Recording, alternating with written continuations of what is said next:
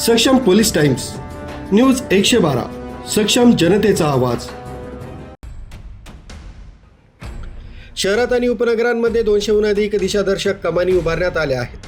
वाहन चालकांना योग्य मार्गदर्शन मिळावं, बाहेरून येणाऱ्या नागरिकांना इच्छित स्थळी सहज पोहोचता यावं, हा त्यामागील उद्देश होता। मात्र अनेक कमानींवर वाढदिवस, अभिनंदन आणि राजकीय शुभेच्छांचे फलक झळकत असल्यानं दिशादर्शक फलकच झाकळले जात आहे। कमानीवरील दिशादर्शक माहिती स्पष्ट दिसत नसल्यानं वाहन चालकांना मार्ग शोधताना अडचणींचा सामना करावा लागतोय। विशेषतः शहरात प्रथमच येणारे पर्यटक, भाविक आणि बाहेरील वाहन चालक यांना चुकीचा मार्ग पकडण्याची वेळ येत असून वाहतूकही विस्कळीत होते। महापालिकेच्या परवानगीशिवाय सार्वजनिक मालमत्तेवर फलक लावण्यास बंदी असतानाही अनेक ठिकाणी राजकीय नेते, पदाधिकारी आणि समर्थकांकडून दिशादर्शक कमानीचा वापर प्रसिद्धीसाठी केला जातोय। मात्र या प्रकारावर प्रभावी कारवाई होत नसल्यानं नागरिकांकडून नाराजी व्यक्त केली जाते।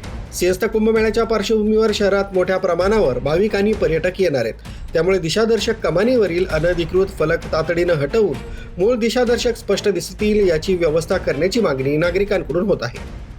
न्यूज ब्युरो, सक्षम पोलीस टाइम्स, न्यूज 112 नाशिक।